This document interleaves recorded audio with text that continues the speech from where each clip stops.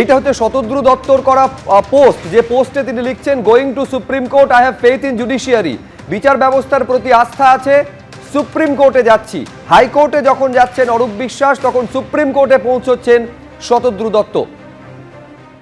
আজকে honourable high court যেই ভার্ডিক্টটা দিয়েছেন, বেসিক্যালি যে একটা রক্ষক কবচ দিয়েছেন ওনাকে, যে ওনাকে অ্যারেস্ট করা যাবে না টিল আগস্টের কোন একটা ডেটে।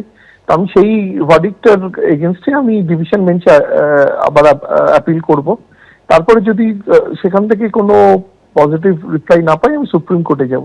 কেননা আমাকে যখন অ্যারেস্ট করা হয়েছিল, অ্যারেস্ট করে যখন আমাকে বেলটা 5 বার রিজেক্ট করা হয়েছিল, বলা হয়েছিল আমি খুব ইনফ্লুয়েন্সিয়াল লোক, আমি নাকি এভিডেন্স ট্যাম্পার করতে পারি। তো আমার থেকে তো অরূপ বিশ্বাস এনি ডে অনেক বেশি ইনফ্লুয়েন্সিয়াল, অনেক বেশি হেভি ওয়েট পলিটিক্যাল লিডার।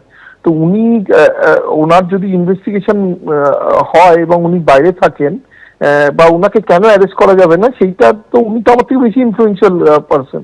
সেটা honourable AG of West Bengal, additional general of West Bengal এবং স্পেশাল পিপি আজকে সেটা মেনশনও করেছিল যে ওনার ইনভেস্টিগেশন, উনি যদি ইনভেস্টিগেশনে আমার থেকে বেশি ইনফ্লুয়েন্স করতে পারেন, ট্যাম্পার আরো বেশি করতে পারেন, তাও তো ওনাকে একটা প্রোটেকশন দেওয়া হচ্ছে। সেটা রেখেছে আমি অ্যাপিল করবো। অ্যাজ আ ডেমোক্রেটিক কান্ট্রিতে তো আমার জুডিশিয়ারিতে তো আমার রাইট আছে কি আমি অ্যাপিল করার। আমি অ্যাপিল করবো ডিভিশন বেঞ্চে। তারপরে যদি ফেভারেবল না হয় তখন আমি সুপ্রিম কোর্টে যাব।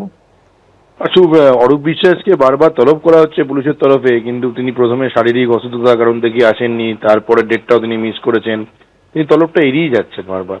না না, একটাই আজকে এজি জেনারেল আজকেই মানে এবং স্পেশাল পিপি দুজনেই এই পয়েন্টটা রেজ করেছেন যে উনি বলেছিলেন যে ওনার হিট স্ট্রোক বা শরীর খারাপ হয়েছিল, সুগার হাই, কিন্তু উনি আলিপুর কোর্টে গিয়ে নিজের ওকালতনামাটা ঠিক সাইন করে দিয়েছিলেন বা এফিডেভিটও সাইন করেছিলেন।